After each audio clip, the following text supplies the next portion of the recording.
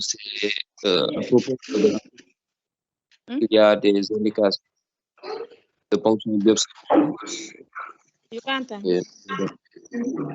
Il y a des indications de donc, je demandais quel est l'intérêt de cette ponction rénale dans la GNA. Pas mal. S'il vous plaît, vous pouvez reprendre la question. Puis je disais, vous avez donné des indications de la ponction rénale dans certaines situations. Et quel est l'intérêt de faire cette ponction rénale dans une GNA? Dans une GNA, c'est pour... Ça permet de voir Ça permet de confirmer les lésions, mais également de préciser le type. Dans les formes compliquées, on peut faire.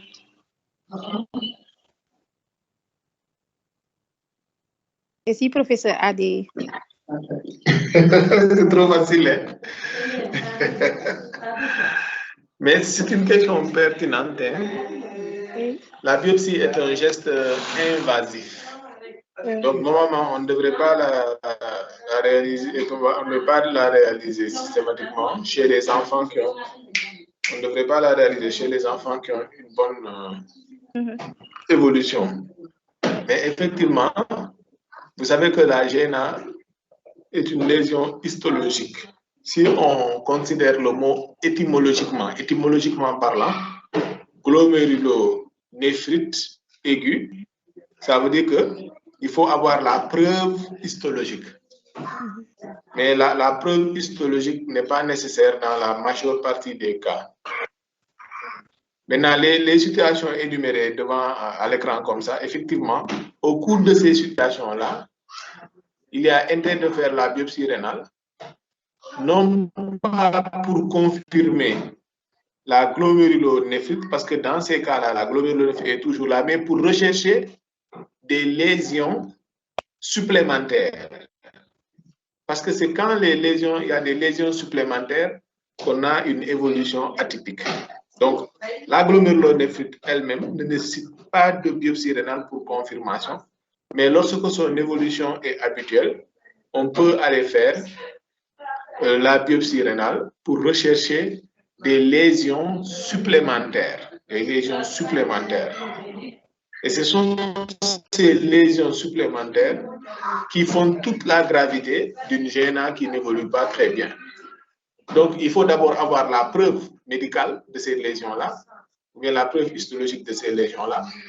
Mais le fait de les avoir aussi permet de choisir l'immunosuppression adaptée et même le délai d'immunosuppression. Parce que si on trouve, par exemple, parce que faire la biopsie, c'est un peu aller à la pêche. Hein. On va en biopsie. Si on prélève 10 glomérules, par exemple, on sait que dans chaque rein, il y a environ 1 million de glomérules. Si on va à la pêche, on prélève 10 glomérules. On voit que tous les 10 glomérules sont malades. Donc, si on raisonne en termes de millions, ça veut dire que cet enfant-là, il a presque tous ces glomérules qui sont malades. Si on prélève, par exemple, on voit que sur 10 glomérules prélevés, 4 sont malades, 2 sont sains, 2 autres sont intermédiaires. Vous voyez, donc ça a une valeur pronostique également. Ça a une valeur pronostique. Donc, non seulement ça a une valeur diagnostique pour rechercher des lésions supplémentaires, ça a une valeur pronostique pour voir le pronostic fonctionnel rénal, est-ce qu'il est en jeu ou pas, mais aussi ça a un intérêt thérapeutique pour choisir le traitement adéquat le traitement à renforcer au cours de cette GNA-là. Donc la biopsie, pour ces raisons-là, peut être bel et bien indiquée. Même parfois, il peut s'agir d'une poussée aiguë de GNA sur un fond chronique. Par exemple, si on fait la biopsie, par exemple, on a un enfant qui a une GNA qui a une GNA et qui a une évolution, qui a une insuffisance rénale qui persiste pendant plusieurs jours. Donc, si l'insuffisance rénale persiste pendant plusieurs jours, la question qu'on peut se demander, c'est pourquoi un enfant a une GNA et il a une insuffisance rénale qui persiste pendant plusieurs jours.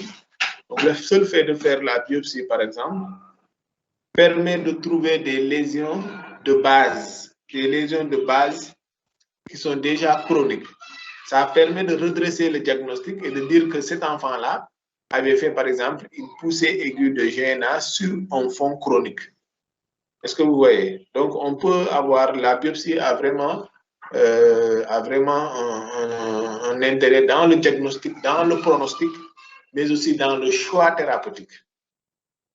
Et c'est bon aussi pour les informations à donner aux parents, parce que souvent, les parents ne tolèrent pas que l'enfant ait ces œdèmes qui persistent, qu'il y ait l'hématurie qui persiste, ou bien que l'insuffisance rénale persiste, ou que l'enfant soit mis en dialyse chronique. Les parents ne tolèrent pas ça sans avoir d'explication.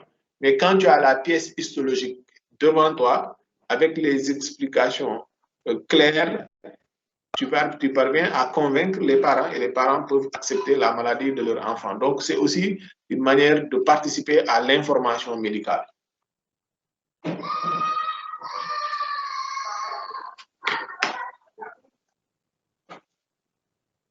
C'est bon, Doy? Oui, c'est bon. Mais, Doy, on dirait que quand j'ai vu ton nom là, j'ai dit, mais il y a des dinosaures qui sont cachés hein, dans ce team-là. Hein? Hein? C'est pas question, on suit le séminaire. Ah. Allez-y, est-ce qu'il y a d'autres réactions?